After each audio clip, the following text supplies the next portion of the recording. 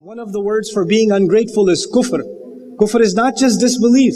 Kufr is also kufran al-ni'mah. It means to be ungrateful. So Allah says, وَمَن يَتَبَدَّلِ الْكُفْرَ بِالْإِيمَانِ فَقَدْ ضَلَّ سَوَاءَ السَّبِيلِ. Are you going to ask questions like Musa was asked before? Because whoever replaces kufr with iman, meaning they took their iman, got rid of it, put kufr there instead, then they've gone off on the wrong path. That's why they are asking these wrong kinds of questions.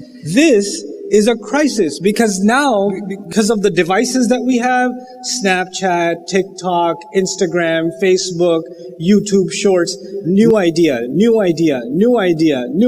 constantly being bombed with new ideas. And with every new idea, you have different kinds of questions. And then you say, Islam doesn't have the answer. There's so many different ideas and Islam has no direction, no answer. Now, this is the last thing I'll share with you. I'd like you to take this as the lesson.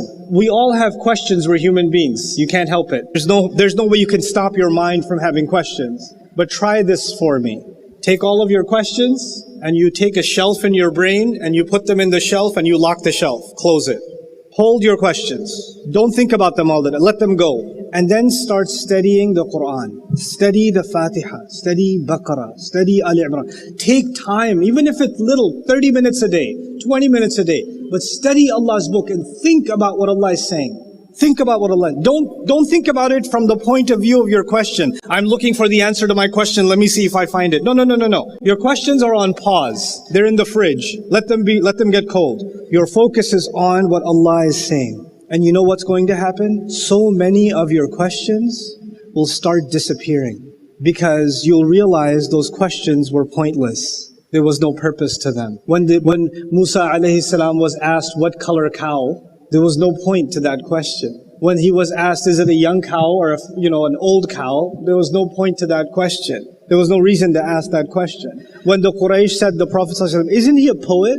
Isn't he a magician? They asked all these questions. Allah didn't answer any of those questions. They say this, leave them alone. They say this, leave them alone. There are so many places in the Quran where people ask a question, Allah doesn't even answer it.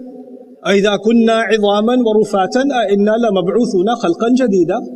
When we are broken, our bones are broken in the grave and we turn into dust and decay, we're going to be made a new creation all over again? I'm going to be brought back to life? How? This is a question they asked. Allah said, قُلْ كُونُوا حِجَارَةً أَوْ حَدِيدًا. Go turn into metal. Go turn into a stone. I'll bring you. That's not an answer. That's like, this is a stupid question. It doesn't deserve an answer.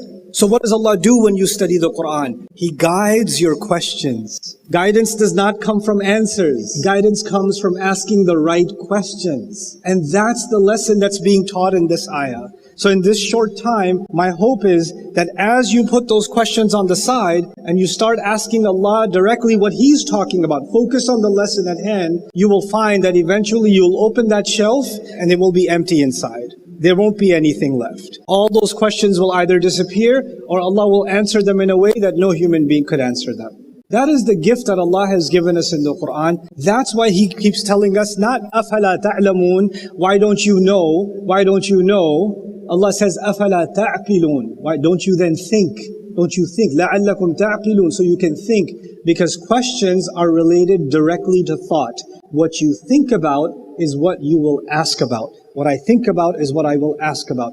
I pray that Allah makes us people that think about the Quran. They think about the word of Allah because that will guide our thoughts. And once our thoughts are guided, our questions are also going to be guided and we'll be saved from making the mistake that Allah is warning about to the Muslims here in this remarkable ayah.